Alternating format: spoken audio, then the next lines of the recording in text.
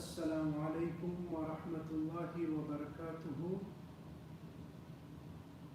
I suppose we could say is a very special occasion because I am restarting the weekly dars, spiritual discourses, and it's important and special for me even because I get to focus and focus on my actions, because there's more guilt when a person is not practicing enough, and then for them to sit in front of a camera and try to lecture because their own conscience eats at them. So in that sense, it is also very important for me to focus on myself, but I'm also able to share whatever little that I know of the religion with other brethren in faith. So I wanted to speak about suffering, because I feel as a society we have a very unhealthy relationship with suffering, and I think it is to our detriment. Let me put this camera up a little bit. I don't like, okay, there. I hope that's better.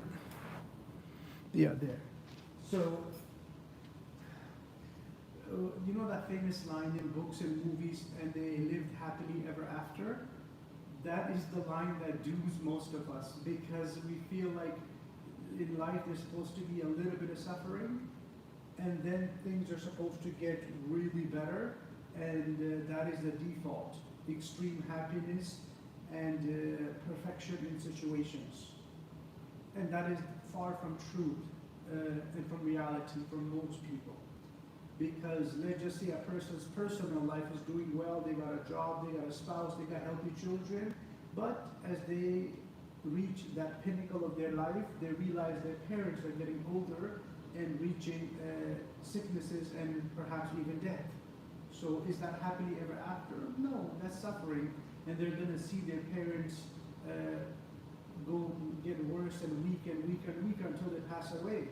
So that one sentence, which implies the happily ever after, that you will be in a life where there will be no suffering, that is what really messes with people, because they start thinking that I am not normal, my life is no good because everybody's supposed to be happy, why am I not happy? And that, knowing that your life is not good enough compared to others, because we're such social creatures, that destroys us. So let's go to the book of the Lord, where Allah subhanahu wa ta'ala tells us, أعوذ بالله من الشيطان الرجيم, لَقَدْ خَلَقْنَا الْإِنسَانَ فِي كَبَدٍ. We make humans in trials and tribulations. In other words, the whole process of being a human and this whole life is just a trial. It's a continuous trial from childhood all the way to passing away. There's always a difficulty. So first of all, let's get comfortable with difficulties. It's part of life, just like how health and sickness, they come and go, and a person is not shocked or has a complete depression just because they had a fever or a sickness or some flu. They just look at it as part of the season. Oh, it's winter, oh, it's fall season, I did get sick, and they get over it. It doesn't destroy them emotionally. Likewise, when difficulties come, we should have the same outlook on it. The next thing is the Sahaba radiallahu anhum, they wanted to ask the Prophet sallallahu alaihi wasallam, who are the most tested people, those who have the hardest lives? And you would assume he might have said the sinners.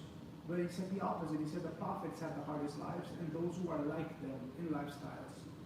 Al-Amthal, those who are like the prophets, as in they're very religious and pious, they will have a lot of tests in their life.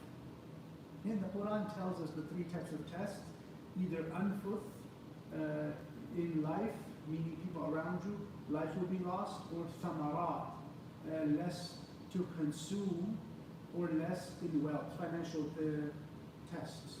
So repeating the three, either loss of life around us, or less to consume, in other words, economical issues, and the next one, financial issues. So having less to consume and less financial freedom. So those are the three types of tests we will usually face. And when we look at Ibrahim alayhi salam's life, he had that added difficulty that it wasn't even loved one passing away. It's just that the loved ones were put through a lot of tests. So making sense of all this, that as a believer we will go through difficult times. We need to keep our bearings and not think of ourselves as cursed, but rather think of ourselves as blessed because the prophets are tested. And that's not to say that we ask for difficulties. We always ask the Lord for ease. But if difficulties come, then we face it graciously and not lose our faith in the Lord, nor lose faith in our own journey. And in fact, when we look at the Prophet ﷺ's life, as soon as the sailing became smooth, he was taken away.